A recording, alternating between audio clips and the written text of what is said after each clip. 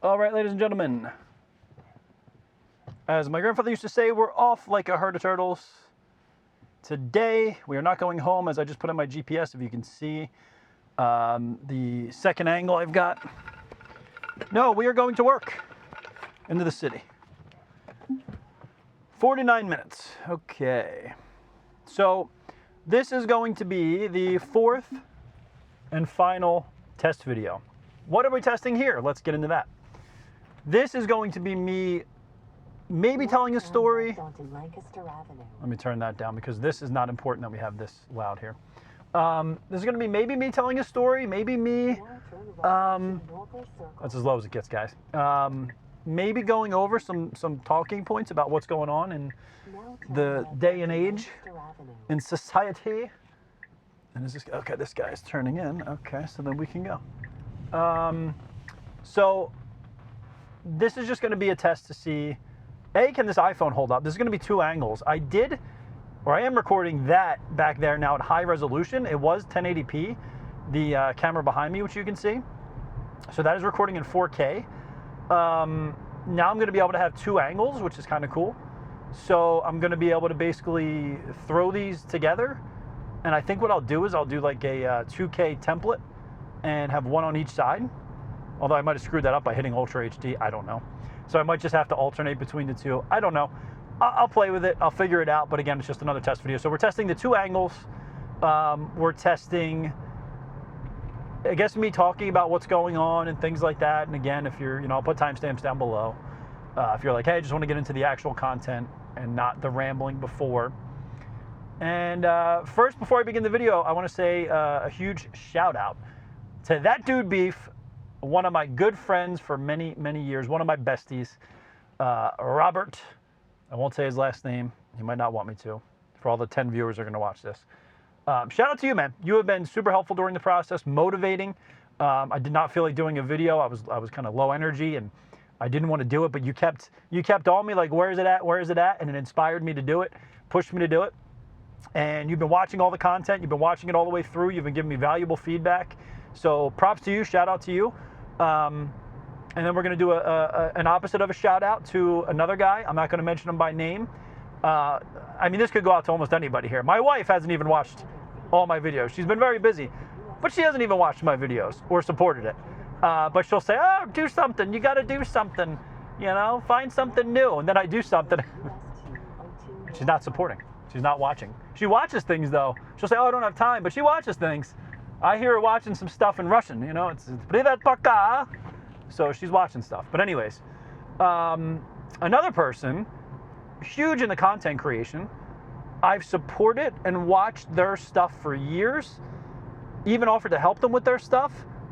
And the last two messages I've sent them, text messages, crickets. Not only did they not watch, they didn't even answer my message. Or maybe they did watch, and then they decided they just weren't going to tell me they watched, which would be a strange move. Turn the air conditioner down a little bit. I might have overdressed today, to be honest. But anyways, we're on the highway now, throwing self-drive. We got it in hurry mode. With that stuff out of the way, again, huge shout out to Big Daddy D, been my top supporter. When I did the first video, I had a couple people that I sent it to that watched and commented. And then the second video, I think I got like 2 people that watched it and told me they watched it. And then the third video, basically just Big Daddy D. So thanks, man. Appreciate it. So with that said, let's get into the video. I'm just going to kind of rant about whatever's on my mind. And I think the first thing I want to talk about is these Ghibli things. Have you guys seen these Ghibli things? You've had to have seen them. It's an art style that apparently originated years back. And apparently the creator of that art style has went on record saying he hates AI and he thinks it's a slap in the face of creators. And so everybody was Ghibliing everything. Just my whole timeline was just this Ghibli thing. I never even knew what it was. So as somebody who never knew what it was, now I know what it is, and I actually found it quite interesting. I thought, oh, this is a pretty cool art style. And I thought to myself, I'm actually curious to check out this guy's stuff now. But then you see all this backlash. People are like, man, you can't do this. It's against the art. I saw a post that had 200,000 likes saying that they should not be allowed to do this. And I understand there's copyright things involved, and I understand people have their concerns with that. But, like, what are we talking about here, guys? Like, I would never reach out. I would have never known what Ghibli was. Now I might watch this guy's stuff, number one. Number two, I never would have reached out to this Ghibli guy and been like, hey, man, could you Ghibli me? Here's a picture of me. Could you Ghibli me? Do you think any of these people were going to send them memes they've Ghiblied or themselves they've Ghiblied? Do you think any of these people were going to reach out to this guy and pay him and offer to have him Ghibli them? They just weren't going to do it. So what harm is this causing? And people are all up in arms about it. And I don't know, I just think it's crazy. These are new works of art in that style. Are you saying that you're not allowed to use that style? Do you think a whole style should be, like, I don't know, you know? Like, what if I said create a movie in Memento style? Memento, if you guys don't know, was a movie, Christopher Nolan, and Guy Pearce was the star. And that was back in 1999, I want to say.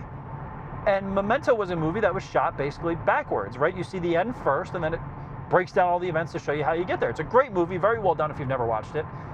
Are we going to outlaw directors from taking that approach now because it's like the Memento style? Are we going to say, you're not allowed to copy this? I mean, where are we drawing the line here, right? That's kind of my take on it. What else? What else can we get into, ladies and gentlemen? WrestleMania is coming up. Not a huge wrestling guy anymore. I used to be. Growing up in the 90s, huge wrestling fan. Loved Hulk Hogan, Ultimate Warrior, Bret Hart, Shawn Michaels, Stone Cold Steve Austin, The Rock. That was the order for me. That was my favorites in order as they progressed. Now, looking back, I appreciate Macho Man, Randy Savage. I appreciate Ric Flair. Appreciate The Undertaker, Kurt Angle, Vince McMahon. Got to give a shout out to Vince McMahon. A lot of people hate Vince right now. A lot of people hate Vince. And that's another thing. The internet is so toxic anymore. I wonder, do I even want to be a part of the internet or put myself out there in any way? Because it's just so negative. That's all it is. That's all the internet is negativity, basically. And it's all designed to get people arguing amongst each other. That's what it seems like. That's what it feels like. I kind of miss the glory days of the internet, but let me get back to that in a second because I was talking about WrestleMania. John Cena finally goes heel, and John Cena is going to take on Cody Rhodes, who won the belt last year in Philadelphia against Roman Reigns, and finish his story. Now John Cena turns heel, and there really hasn't, people have been disappointed in the build-up because there hasn't really been much that's happened with Cena and Rhodes up till this point. So we'll have to see what they do, but I don't know. I guess I'll watch. I'm going to be watching with my buddy Bobo. I haven't sent any videos to Bobo. Maybe I'll send him this one since I mentioned him. Maybe he'll watch it in his cruiser while he's working. If you read between the lines, you'll understand what he does. He's the big Bob man, as we call him. But anyways, so that's coming up. That's a point of discussion. What else can I get into? So let me talk about social media.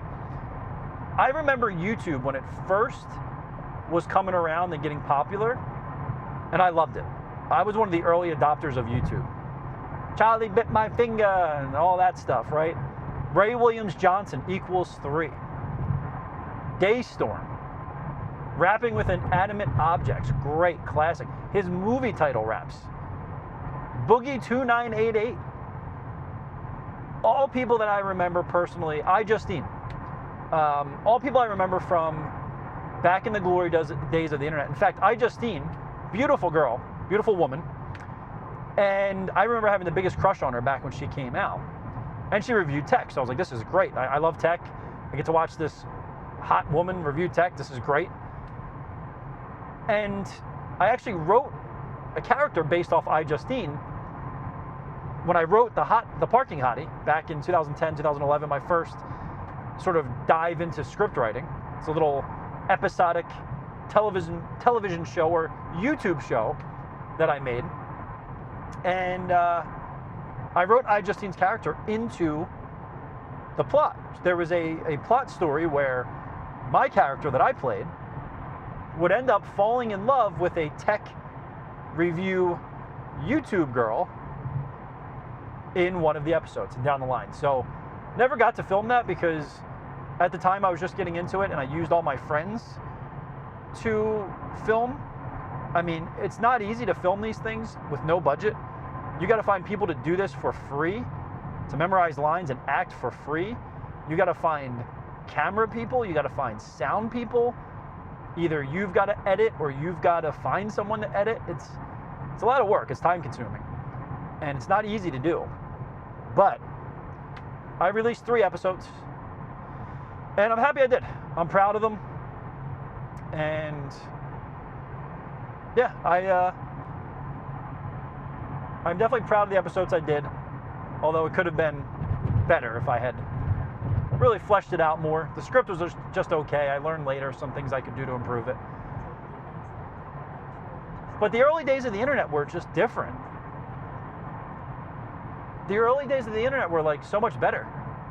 It's just like good vibes. And what we have now is just anger, mostly. And so that's a shame. And I just feel like everybody's argumentative now. That's all it is. Just people arguing with people. It's like no matter what you do, and people never forget anything. So Josh Giddey, NBA player, just hit a crazy game-winning shot for the Chicago Bulls over the Los Angeles Lakers. One of the, if not the craziest ending I've ever seen to a basketball game in my entire life. I mean, just everything that transpired in that, I think it was 11 seconds, 12 seconds, is insane. And Josh Giddey hits a crazy shot to end the game. And all the comments say, Predator ends the game against the Lakers. That's one of the tweets I saw. It had like 40,000 likes. So all people are focused on is not the game-winning shot the guy just hit, but the fact that at some point he was involved with a minor. And I don't remember the details, so I don't want to sit here and say rehash it. And, you know, the guy was, and I can't remember the exacts of it, but I think he was 19 or 20, and maybe he messed with like a 16-year-old or something, maybe 17. I don't remember the specifics.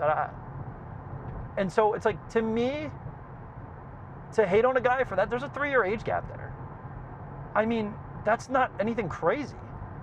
And maybe this guy, and if as I recall, if the story I'm remembering is correct, the guy was just at a party, and they hooked up. I'm sure the guy didn't say, you know, hey, let me get your ID. You got an ID on you? So people vilify him for this. He didn't go out of his way on some dating app to find a 15-year-old or a 16-year-old or whatever. That's not what happened. But people vilify him.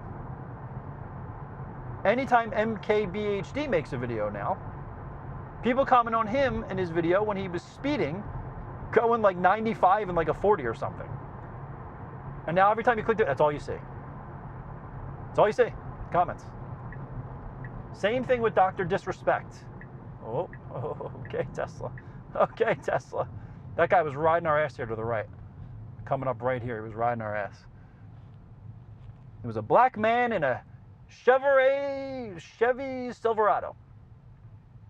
And he's got St. John's University on the back of his car there. Older black man, nice little gray beard, bald head. Probably, if I had to guess, 55 to 60. He was pretty close to us, pretty close to our rear there. Enough about black men entering my rear. Back to the point at hand. Just people are so negative. And Dr. Disrespect, same thing.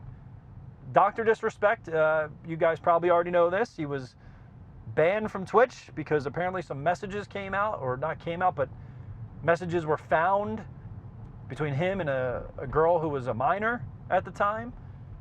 Dr. Disrespect says the messages were inappropriate, but nothing more was said or done, nothing, you know, crazy. Twitch themselves did an investigation, and so did a couple other places, like law enforcement, I believe, looked into this. And law enforcement found that there was no crimes here. And yet, Dr. Disrespect, still his name is carried through the mud every time he does anything or posts anything. That's all people want to talk about.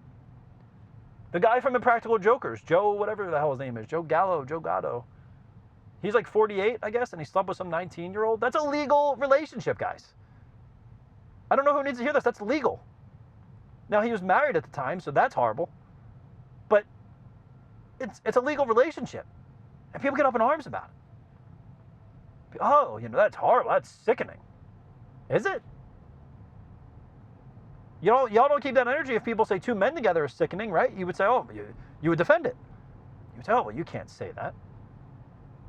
Any legal relationship, two men, two women, whatever, doesn't matter. It's legal.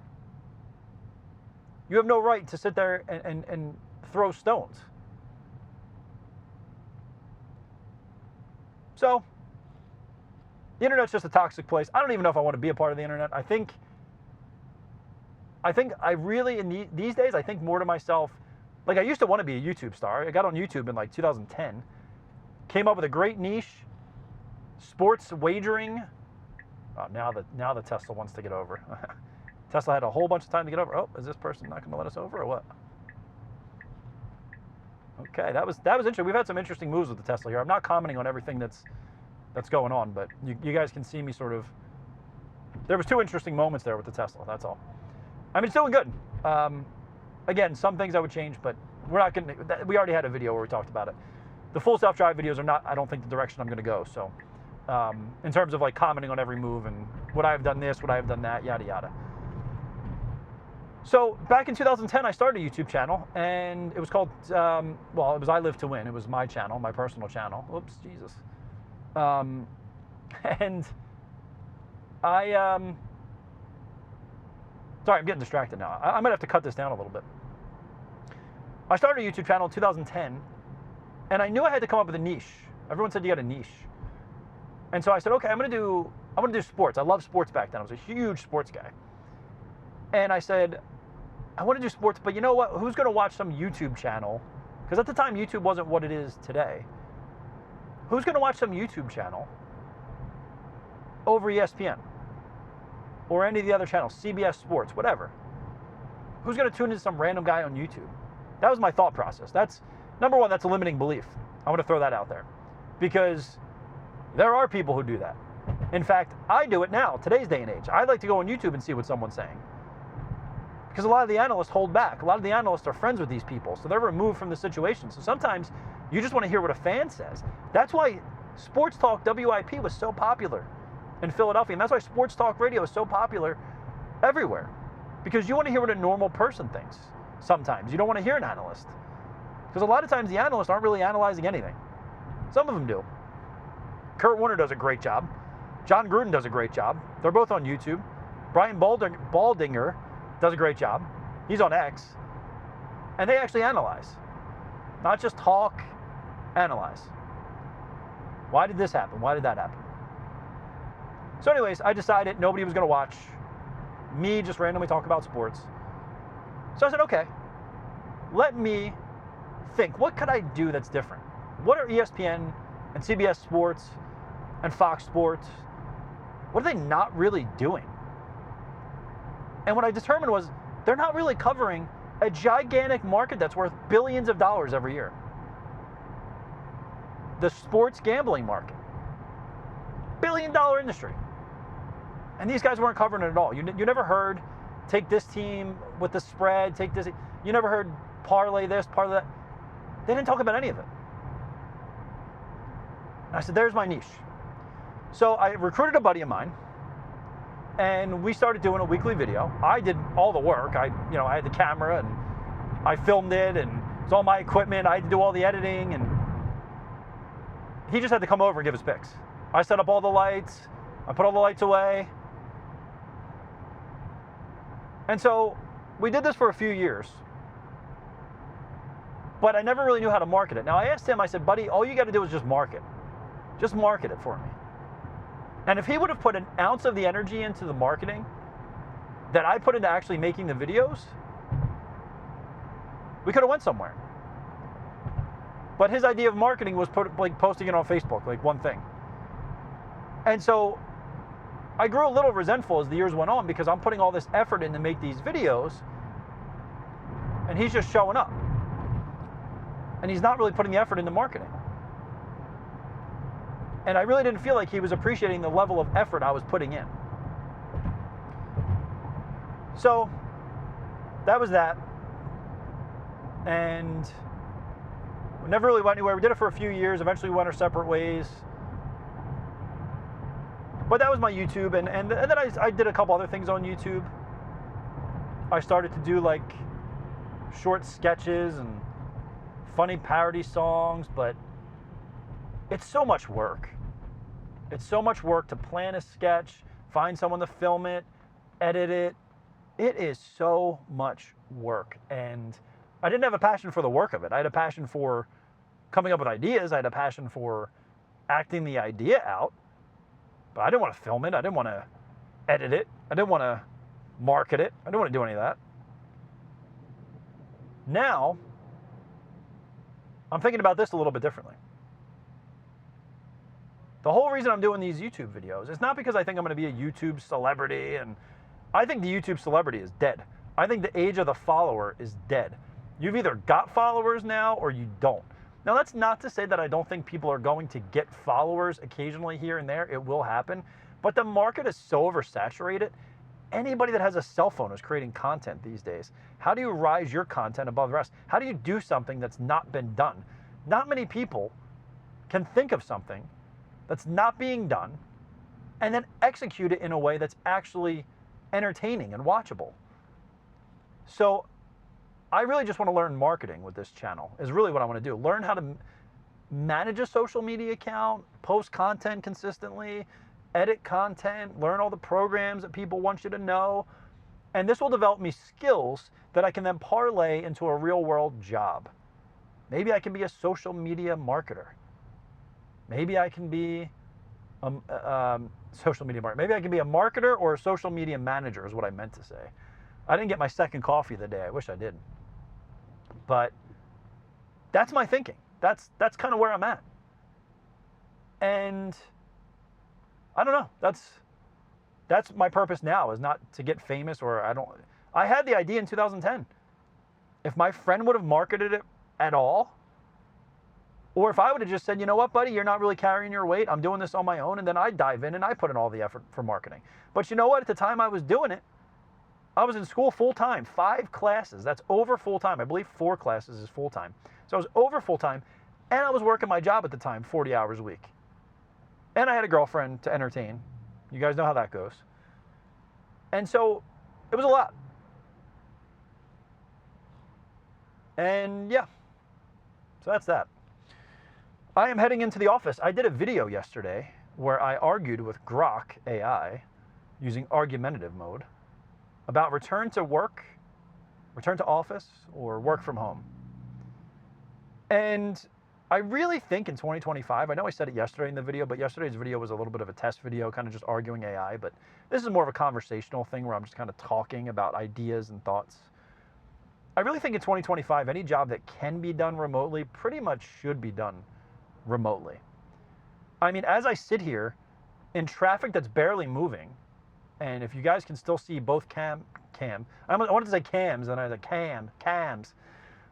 If you guys can see both cameras, you'll see we're not moving. This is not fun. Thank God I have the Tesla driving me, but this isn't fun. This isn't my idea of a good time. This isn't boosting my morale. This isn't...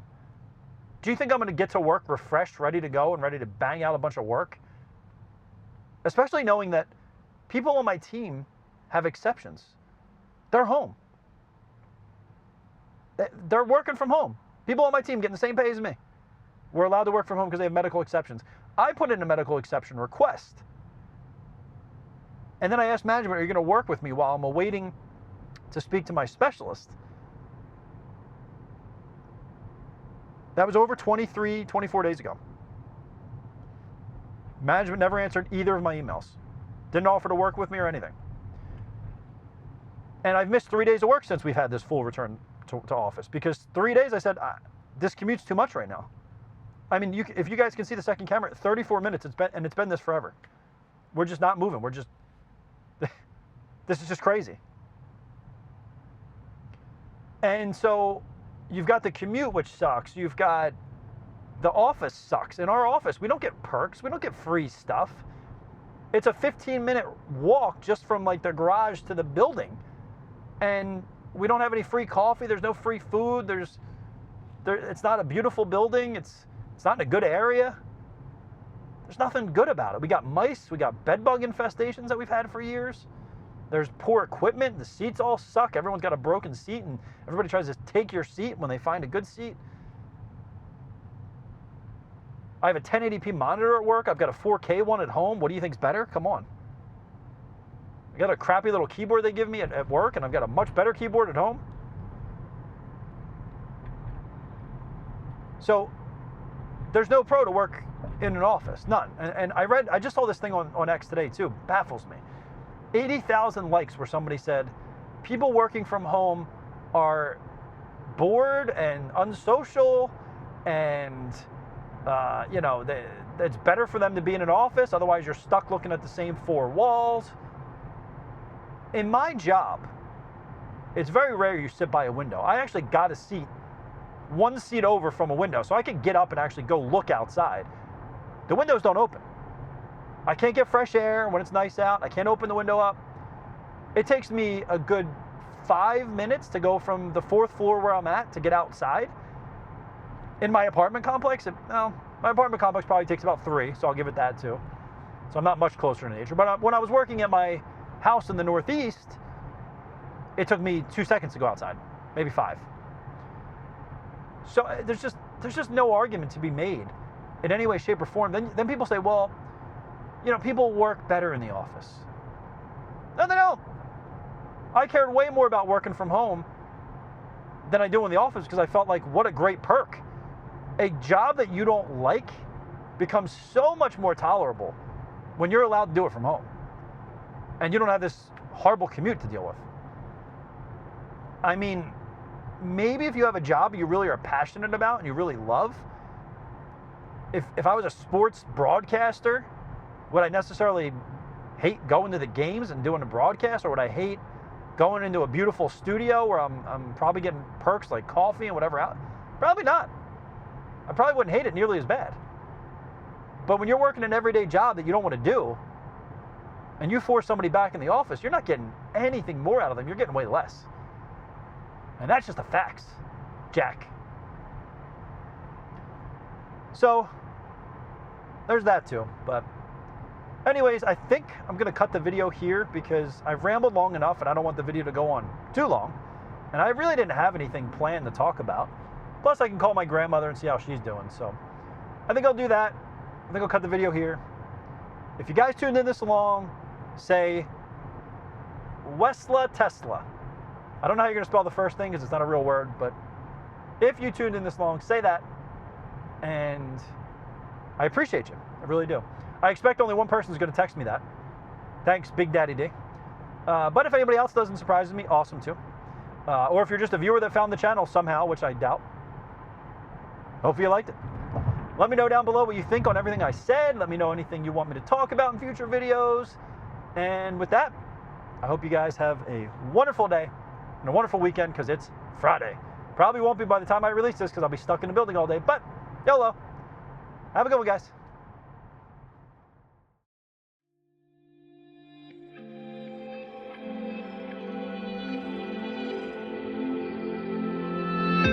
Have I become a little too shy for love? I've been hurt before. All's fair in love and war. So I snuggle up close to the shell I'm living in. And if I let you in, another round begins. No, I'm spinning in a vicious cycle. I'm scared of doing something I'll regret. Maybe this is right, but I'm still staring at your silhouette. What if you're everything I need? A fire in my heart, the air I breathe. What if I'm incomplete without you by my side? What if I go against my heart instead of confessing from the start? What if I miss out on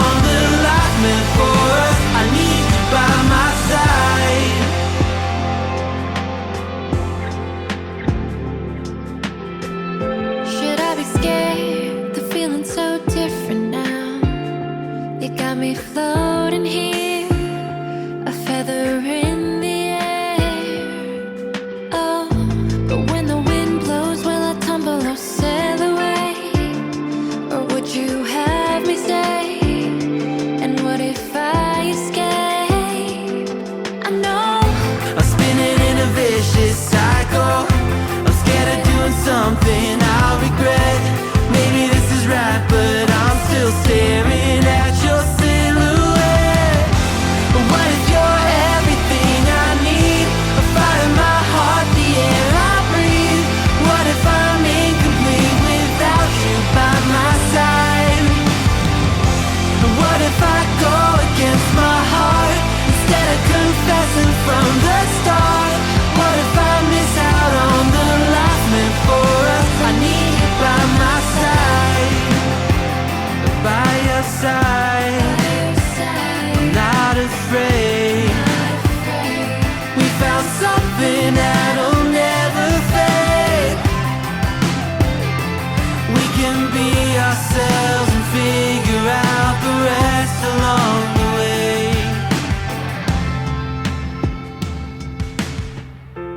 What if you're everything I need? A fire in my heart, the air I breathe. What if I'm incomplete without you by my side? What if I